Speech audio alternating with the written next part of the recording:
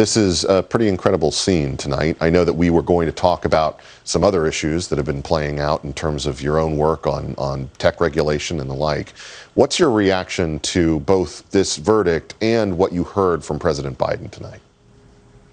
Well, in terms of the verdict, I mean, listen, I can say as a former prosecutor that I trust juries, and I trust that the jury here did its job. They certainly deliberated for a number of hours. I trust that they considered the evidence. I think this is an instance where you see the criminal justice system at work. I think it's important that there not be any violence. I mean, there's never been any excuse for violent rioting for any reason this whole past year, no matter who's doing it, and I would say the same is true tonight. So I hope that we can now move forward, that we can go on and making sure that, from my perspective, when it comes to law enforcement, that we get law enforcement the sort of support that they need. I think every cop in America deserves a pay raise. I think we need more cops out on the streets. I think we need to honor our law enforcement, and that's the kind of support that they need. But I think in terms of tonight's events, that this is clearly is the criminal justice system being able to work, and I hope we're able to let that go forward. Last summer, we saw so much violence and everything play out in the streets of cities across America, and a lot of it was, frankly, endorsed and backed, if not explicitly, then implicitly, by a lot of American corporations, or corporations that style themselves as American, endorsing not just BLM, but all of these different movements. That's something that was certainly troubling to me to see, and it seems like the corporations really haven't learned their lesson when it comes to things like the Georgia law that we just saw get all of those different reactions from corporations that seem to have very un-American values when it comes to the issues that they want to weigh in on. What can we do to get corporations to back off a lot of these culture war issues that are so divisive at the center of American life? I don't think there's any question that these mega corporations have way too much power in American society, way too much power in American politics, and they want to run our democracy, Ben, is the bottom line. They want to run our government. And the answer is, for many of them, we have to break them up. For those that are monopolies, like the tech corporations, we see monopolies across a lot of industries in some of the pharma areas, banks. We need to break up the monopolies, pure and simple. We've done that before in American history. That has been a tried and true remedy for mega corporations that want to exert too much power. But can I just say one thing about the corporations and racial justice, since you bring it up?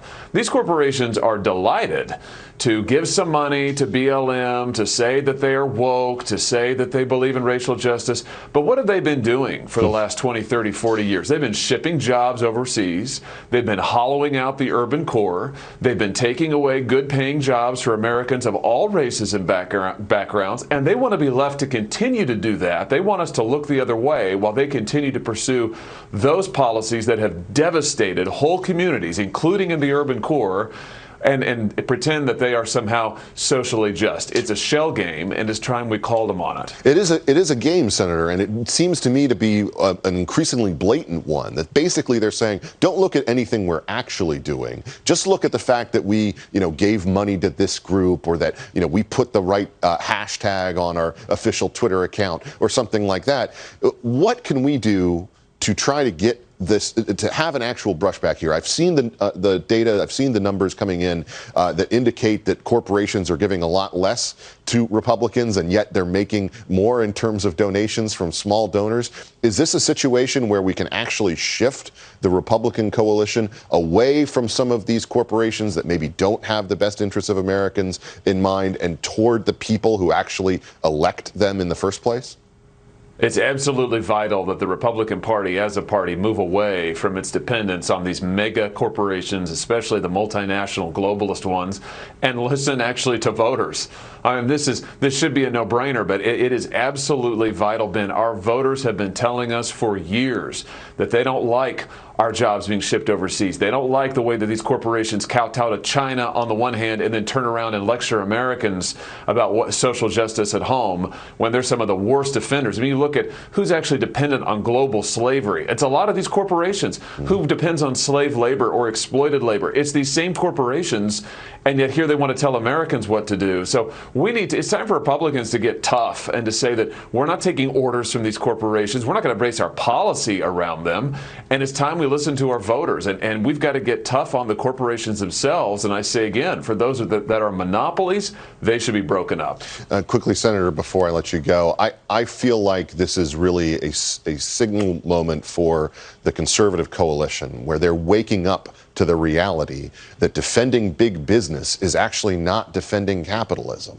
How can you actually train a new generation of politicians to not be stuck in the old days when those things were viewed as basically equivalent? Well, part of it is we've got to recover our history. You know, Republicans invented, in a way, trust busting. I mean, that used to be the signature policy of ours, a signature policy of ours, and it needs to be again. And here's why, Ben. That's all about free, fair competition, robust competition. We believe in that as conservatives. You know, monopoly, stranglehold by big business, that's not competition. We need to get back to supporting competition, to supporting small business and medium-sized business, to supporting real innovation. Having these big multinational corporations try to lecture the American people and try to dictate the political process, including basically blackmailing legislatures like Georgia and others, that's wrong, that's dangerous, it is a danger to self-government, and we can't allow it. Thank you, Senator. Appreciate you joining me tonight. Thank you.